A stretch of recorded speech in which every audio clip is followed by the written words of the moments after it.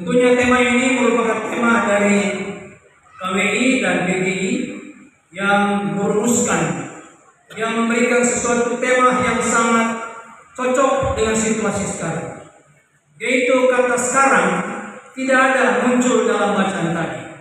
Rupanya kata marilah sekarang itu merupakan undangan. Undangan kepada kita sebagai umat yang percaya. Untuk apakah undangan disampaikan kepada umat Tuhan? Dan Bapak Saudara, bagaimana kita melihat suatu tindakan Allah yang berintervensi ketika di belakang pasal 1 dan pasal 2 itu ayat pertama ada Kaisar Herodes, Raja Herodes, dan ada Kaisar Agustus. Dua raja ini yang sangat berkuasa. Di tengah-tengah situasi yang mencari kedamaian, ada penguasa yang akan bertindak keras terhadap anak yang lemah, anak yang lembut, raja yang seolah-olah dia tidak berdaya. Dia raja tetapi dia kelihatan tidak mampu. Dan memang dia tidak akan mungkin berbuat apa-apa, karena dia terikat dengan satu tanda. Dan janji Allah, dia berintervensi kepada manusia yang sedang mengalami proses kebutuhan yang paling tinggi, adalah puasa. Puasa itu merupakan satu pencapaian dari manusia yang sudah berdosa. Ada basic requirement of eternity. Ada dasar yang paling dalam untuk mencapai sesuatu puncak yang paling tinggi. Itulah manusia. Manusia punya basic requirement. Setiap manusia punya dasar untuk mencapai sesuatu kemewahan, keberhasilan, kekayaan, keuntungan, jabatan. Tidak salah. Tetapi Kaisar Agustus dan Herodes, mereka menerima orang Majus. Aku akan menyembah pada dia. Tapi teliti baik-baik. Saudara, kita melihat Herodes bergelima dengan segala emas dan permata. Dari ujung kaki sampai ujung kepala emas dan permata dan inti. Demikian pula Kaisar Agustus. Tetapi hati mereka menggambarkan dunia sekarang yang tidak pernah puas. Menggambarkan dunia sekarang yang tidak pernah ada batasnya. Ada unlimited achievement. Ada sesuatu ketidakbatasan untuk mencapai sesuatu. Mirip dengan Kaisar Agustus, mirip dengan Herodes. Ada unlimited, ada ketidakpuasan, ada satisfied, ada ketidakpuasan dengan dunia sekarang ini. Oleh karena itu Mazmur 107 mengatakan bahwa semakin banyak orang yang berpengetahuan, semakin mereka gelisah dengan pengetahuan mereka. Semakin banyak tingkat-tingkat yang paling tinggi, Daniel katakan semakin bingung dengan pengetahuan. Semakin banyak orang-orang pejabat-pejabat, semakin tidak jelas apa aturan yang akan mereka berikan. Semakin banyak dokter-dokter spesialis dan umum, semakin banyak penyakit-penyakit yang muncul, dan rumah sakit semakin tersebar di mana-mana. Dan semakin banyak jabatan-jabatan kepolisian dan TNI tentara, semakin tidak nyaman, apalagi di kota kami di Jakarta. Anak bunuh bapak, perampokan terjadi. Anak saya kemarin baru dirampok di rumah kami. Keamanan begitu ketat. Ada satpam-satpam double-double tapi dirampok. Ketidaknyamanan itu di mana-mana. Terus oleh karena itu, demikian pula sekarang ini manusia sedang menuju kepada seperti Kaisar Agustus dan seperti Herodes. Disitulah intervensinya. Disitulah Allah mengatakan hari ini, sekarang ini aku undang engkau. Apa pengertian undangan ini Bapak Ibu? Undangan ini adalah undangan dalam bentuk paradoks. Artinya manusia semakin tinggi kelihatan dia kuat padahal dia lemah. Itu kontradiksi. Manusia semakin dia tinggi padahal dia rendah. Manusia kelihatan dia sehat padahal dia sakit. Manusia kelihatan dia gagah dan perkasa padahal akhirnya Herodes dimatikan oleh Tuhan hanya dengan ulat-ulat kecil saja. Herodes mati hanya diberikan ulat kecil yang meninggal. Kelihatan dia luar biasa. Dalam Kisah Rasul pasal 12, dia meninggal hanya dengan ulat. Hanya segitu saja. Dan banyak orang meninggal tanpa kecuali ketika COVID terjadi. Semua merasa kebingungan. Suami istri tidak kenal siapa lagi yang akan dipanggil oleh Tuhan. Itulah kontradiksi antara sekarang yang terjadi. Manusia ini mencapai sesuatu yang kelihatan luar biasa, tapi akhirnya tidak mampu untuk menguasai hal yang biasa. Tidak mampu hidup bersekutu dengan hal-hal yang biasa. Tuhan, kampung Jihi namanya luar biasa. Jangan kiranya hal yang biasa juga dapat dirancang. Bapak ya, Pak Kades, izin. Biarlah nama ini menjadi nama yang menjadi figur dan menjadi sesuatu patokan. Tetapi jalan yang luar biasa yang tidak kita biasa. Mari kita mulai mengajak anak-anak kita yang biasa berdoa. Biasa mereka sembahyang di rumah doa, baca firman Allah, buat satu ibadah-ibadah pendidikan dan karakter-karakter iman dan karakter building mulai dibangun, mencintai adat daerah, mengasihi keluarga dan keluarga, seperti terjadi di dalam Palungan. Palungan itu merupakan bukan kontradiksi, itu paradoks.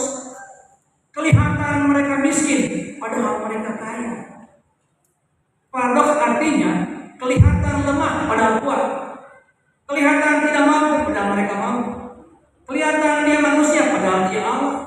Kelihatan orang Kristen dia berkualitas, tidak berkualitas. Amin. Bahkan kita saudara kita berkualitas. Berkualitas di tengah antara yang tidak berkualitas. Amin. Kita punya kualitas yang luar biasa, sehingga kita kelihatan paradoks. Itulah Bapak Ibu Saudara dan saya. Di tengah tentunya yang begitu luar biasa ini, biarlah kita kembali melihat ada keluarga di Palungan, ajakan daripada para gembala di tengah kesibukan mereka. Mereka mencari Sang Kristus yang lahir. Dan Alkitab mengatakan, marilah kita pergi. Tapi ditambah sekarang. Sekarang artinya merupakan satu momen perjumpaan dengan Tuhan. Sekarang berarti ada merupakan sesuatu waktu yang lampau. Waktu sekarang dan waktu akan datang. 3 dimensi waktu yang dikatakan penggenapan dari nubuat-nubuat. Itulah merupakan Allah kita yang tidak pernah membiarkan umatnya. Dia membiarkan supaya penggenapan nubuatan terlaksana di hari kelahiran Kristus. Kemudian Natal adalah presence continuous tense. Hari ini kita diundang oleh Tuhan. Marilah kepada kamu yang lelah, yang letih, yang lesu, aku berikan sentosa kepadamu. Aku berikan kamu damai dan sejahtera yang tidak sama dengan diberikan oleh dunia ini. Itulah pesan Natal yang firman katakan, mari. Bapak Ibu, undangan itu adalah undangan sekarang. Undangan itu bukan nanti yang akan datang, tapi sekarang. Kenapa harus sekarang? Bapak Ibu, sekarang yang kita melihat perkembangan dunia ini adalah merupakan perkembangan antara kalau tidak menerima maka tidak memberi. Oleh karena itu, sebelum kita masuk tanggal 25 Desember, mari kita ada take and give. Amin. Ada terima dan kasih. Itulah sekarang. Allah memberikan yang menerimalah aku, karena engkau akan kuberikan damai sejahtera. Ada undangan, ada Christmas gift, ada special gift. Pemberian itu berarti dia memberikan secara khusus buat kita. Undangan VVIP, undangan yang paling istimewa. Tapi kalau ada hanya begini saja, undangan tak lewat. Tapi mari Bapak Saudara kita konkretkan take and give itu kepada sebelah kita saudara. Terima dan kasih. Amin. Take and give. Ini salamku buat engkau. Berikan salam buat kita saudara. Merupakan terima dan kasih. Amin. Ayo sekarang jangan lihat Pak Pendeta di kananmu. Salaman kiri kanan di belakang tuh. Ayo, di belakang tuh. Salam kiri kanan. Malam ini kita salam-salam. Amin. Perbaikan. Ada take and give. Itulah pemberian yang mulia. Amin saudara. Kenapa nggak kasih sama bintang film kita penyanyi ini? Salam buat dia. Take and give artinya salam sejahtera, sukacita Allah. Dia hadir, salam-salam hai kamu yang berkenan. Itulah greetings. Itulah hari yang sukacita, hari yang berbahagia. Ada pertemuan antara pencipta dan ciptaan. Ada pertemuan yang sementara dan yang kekal. Itulah pertemuan momen, nomea, pertemuan yang untuk selama-lamanya. Itulah berita Natal. Natal artinya ketika orang Majus pulang, dia tidak akan kembali kepada kontradiksi yang akan membunuh juru selamat. Dia tidak akan melihat lagi bahwa Herodes, goodbye, aku akan bicara yang lain. Ada pertobatan, ada metanoia, ada perubahan pikiran, perubahan sikap, perubahan perasaan, dan perubahan langkah. Mereka meninggalkan Herodes dan mereka pergi dengan cara yang lain. Siapa orang Majus, saudara? Orang yang paling kaya raya, orang paling pintar. Dalam Mazmur Yesaya pasal 2 ayat 6 katakan, mereka orang-orang ahli ramal, mereka ahli segala perbintangan, dan mereka kaya yang luar biasa. Kita baca itu kita tertenuh luar biasa. Tapi mereka kaya tapi rendah hati. Mereka melihat bahwa pengetahuan mereka harus diberkati oleh Tuhan. Pengetahuan mereka dituntun oleh kebenaran. Dan biarlah pemuda remaja mahasiswa di tempat ini dan para pejabat merah kita dituntun kebenaran kita oleh bintang itu kepada firman Allah, kepada Bethlehem, kepada yang mulia, kepada esensi. Karena takut akan Tuhan adalah awal segala pengetahuan. Bahkan semua pengetahuan kita harus bersumber dari ini. Segala kekayaan kita sebagai orang Majus yang kembali ke jalan yang berbeda. Yang kedua, demikian pula dengan gembala-gembala. Mereka melihat dan mereka menyaksikan sama. Apa yang dikatakan oleh firman dan apa yang dinyatakan oleh malaikat sama. Perkataan dan perbuatan sama. Itulah iman orang Kristen. Amin. Word and act equality. Jadi perkataan dan tindakan sama. Demikian pula Allah. Dia tidak pernah berdusta dalam janjinya. Dia tidak pernah menunda-nunda akan berkat buat kita sekalian. Baik perkataan Tuhan dan perbuatan Tuhan sama. Oleh karena itu saudara, sumber bahagia kalau kita punya hari Natal. Kita sangat berdamai dengan orang lain. Biarlah kita yang kadang-kadang perkataan tidak sama dengan perbuatan. Mari kita mau sekarang diundang Tuhan. Biarlah perkataan itu sama dengan apa yang aku katakan. Artinya nyatakan dulu supaya iman tanpa perbuatan adalah malam ini bagi saudara, iman dan perbuatan hidup. Amin. Katakan dengan saudara, imanku dan perbuatanku hidup. Imanku, perbuatanku hidup. Amin. Perbuatanku dan perkataanku menghidupkan istriku, menghidupkan suamiku, menghidupkan anakku, sehingga mereka bertumbuh dewasa dan mereka mengenal siapa orang tua, siapa paman, siapa di mana adatnya, supaya adat dan iman bersama-sama jalan bersama. Amin, saudara. Iman apa? Ketua adatnya dan iman harus sama. Apakah ada sejajar? Amin. Nah, berarti sama di dalam etika, sama dalam karakter, sama dalam pendidikan, sehingga iman Kristen itu tidak berbeda dengan pengetahuan dari masyarakat.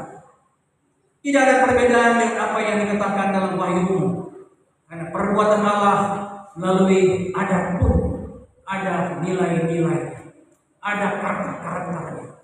Yang terakhir, ketiga, saudara, adalah bagaimana kita mau meresponi undangan ini. Marilah kita mau kemana?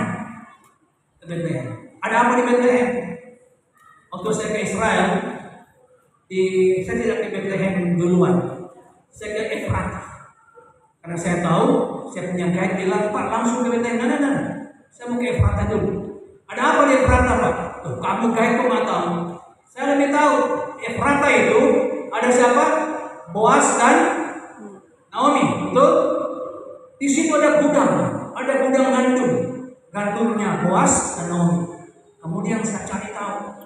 Rupanya di situ di Bethlehem ada apa? Hanya ada palungan yang dibuat sudah rame banget. Tapi kalau di Efratah itu masih original. Saya masuk ke situ dan saya lihat ada roti seperti ini besar. Roti namanya Bethlehem. roti kerasnya minta ampun. Keras banget seperti batu. Batu barangkali ya seperti batu. Karena itu dipakai oleh gembala-gembala yang bodium. Mereka itu mengembala. Jadi setiap kali mereka pergi ke musafir, mereka kopek, kemudian mereka taruh di air, kemudian mereka berbagi-bagi. Satu begini bisa habis 2 tahun. Satu roti keras itu bisa habis 1 tahun. Putar-putar hanya pakai ini saja. Dan dictionary mengatakan, akulah roti hidup, roti yang kekal, roti untuk selama-lamanya, roti yang tidak pernah habis, roti yang turun dari surga. Dan Bethlehem adalah pembagian roti, roti yang kekal, roti yang dibagi-bagi, roti yang dipecah-pecahkan. Ambillah, makanlah, dan ingatlah tubuh Kristus yang terurai dan mati. Apakah saudara pada malam hari ini akan mengambil bagian daripada roti? Roti menggambarkan undangan untuk kita bersama-sama dengan Kristus. Marilah padaku kamu yang lelah, yang letih, yang lesu, aku berikan kuk. Ya Tuhan, bagaimana sih? Udah lelah, udah letih, kok dikasih kuk? Ya kan? Matius 11 katakan, marilah para kamu yang kecil, yang domba-domba kecil, aku berikan kepadamu kuk. Tuhan udah lelah, aku kasih kuk. Kalau lelah ya kasih bebas dong, nggak usah kasih kuk. Dan bilang enggak, aku berikan kamu kuk. Apa itu kuk, saudara? Kuk itu bearer.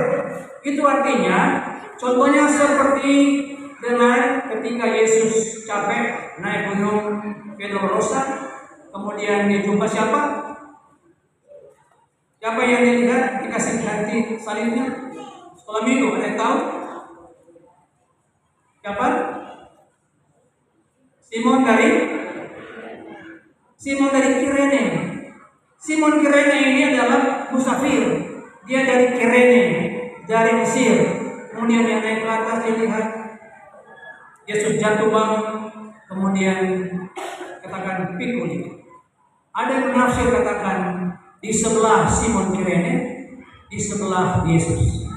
Ada seperti dengan bentuk dari cangkokan dari sapi. Dan dua ini menggambarkan, kita ingat saudara, HP yang paling pertama, yaitu HP apa? Nokia. Yang disebut connecting people. Ingat saudara? Nggak tahu ini teman. Mati pasti tahu ya. Yang Nokia yang jadul itu, yang gede seperti ini. Jadi kalau ini dibilang Veronica. Jika di dalam. Kemudian ada connecting people. Artinya saudara, ada konektivitas antara Yesus dan Simon dari Kirene. Orang yang berdosa dan Yesus buat pikul sama-sama. Dan itulah yang dikatakan oleh Yesus. Dia yang menghampakan diri, mengosongkan diri. Maka dia menjadi seperti kita.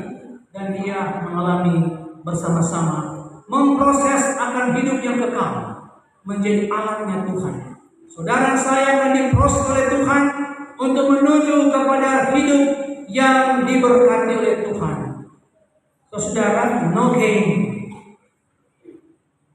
no pain, no gain. Tidak ada penderitaan tanpa diberikan satu kerja keras. No cross, no grace. Tidak ada salib, tidak crown. Tidak salib, tidak mahkota.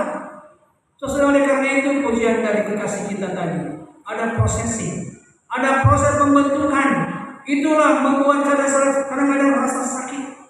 Tapi itulah paradoks. Tuhan memberikan pada kita sesuatu yang terbaik, tapi dia mulai rendah. Dia bentuk dengan kerendahan hati. Karena itu kita akan dipakai oleh Tuhan serendah-rendah mungkin, supaya kita boleh menjadi alatnya. Dan itu dikatakan sebagai dia menghampakkan diri, ekenosen atau incognito. Diambil rupa seperti manusia, dalam keadaan manusia. Dia memberikan persen saudara Roh Kudus yang mampu untuk berjalan memikul salib, connecting bersama dengan dia. kita hidup bersama-sama di dunia yang sampai Dia berikan pada kita. Itulah Bethlehem. Itulah roti yang hidup. Oleh karena itu pada malam hari ini, apabila saudara yang belum ada connect hubungan dengan iman dengan Kristus, ciptakan malam hari ini.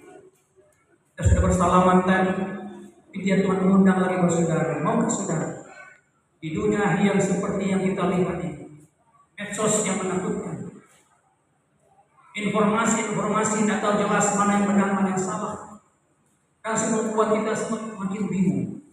Tapi kalau kita kembali kepada Kristus yang tersalib, Dia mengatakan dunia ini akan lewat, tapi firman Allah tinggal tetap untuk selama-lamanya. Amin.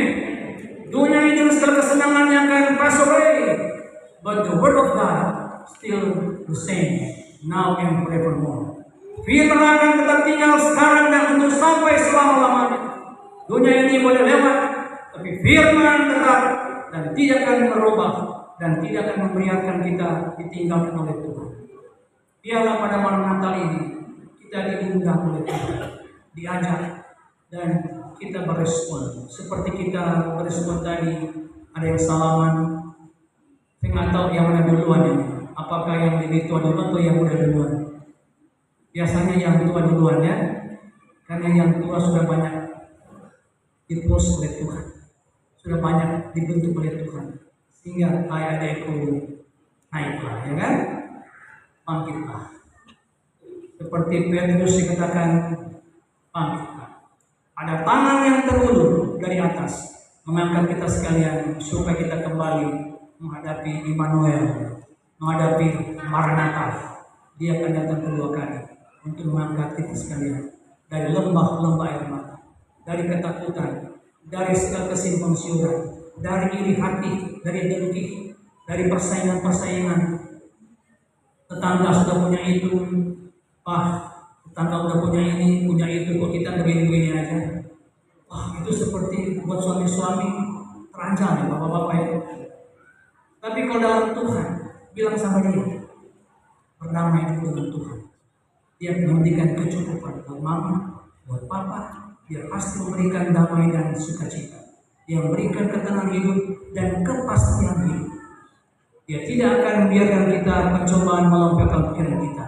Dia memberikan kepada kita damai dan sukacita itu. Oleh karena itu malam hari ini Tuhan mengundang kita sekalian. Dia berkata, lihat, aku beri buka pintu dan mengetuk.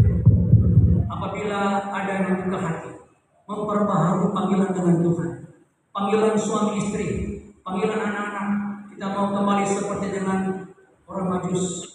Saya mau cari yang lain, cari Kristus. Aku mau hidup baru. Yang lama telah berlalu, yang lama kau sudah lupakan, dan tahun baru sedang menantikan kita. Tuhan berkati kita. Mari kita berdoa. Pada malam ini saya berikan waktu sedikit, baik di depan, baik di belakang, di luar. Tuhan membentuk hatimu pada malam ini. Berikan tanda kepada Tuhan, berkata Tuhan Yesus, kembali malam ini saya dikuatkan. Malam ini saya diperdamaikan dengan suami istriku, dan saya menerima Engkau sebagai Tuhan dan Juru Selamatku satu-satunya. Adakah yang kau sudah berkata seperti itu? Silakan angkat tangan saudara pada Tuhan. Puji Tuhan, puji Tuhan. Ada lagi? Puji Tuhan. Malam ini adalah malam perjumpaan dengan Tuhan. Malam ini malam di mana kita memperbaharui hidup kita dengan Tuhan. Apakah dia pendeta? Apakah dia majelis? Apakah dia komisi sekolah minggu? Apakah dia guru-guru katekisasi atau majelis atau siapapun kita semua diundang oleh Tuhan. Dia mau pakai kita sekalian menjadi alatnya.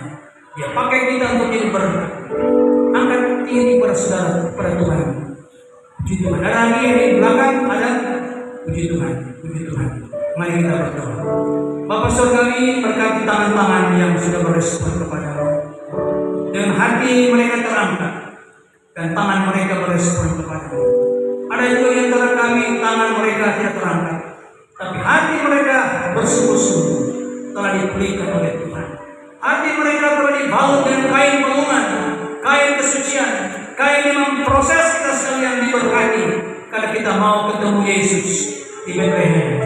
Roti hidup, roti perjanjian, roti yang kekal, roti yang boleh kita lihat, kita nikmati, dan Dia adalah Allah yang ada dalam hati malam ini.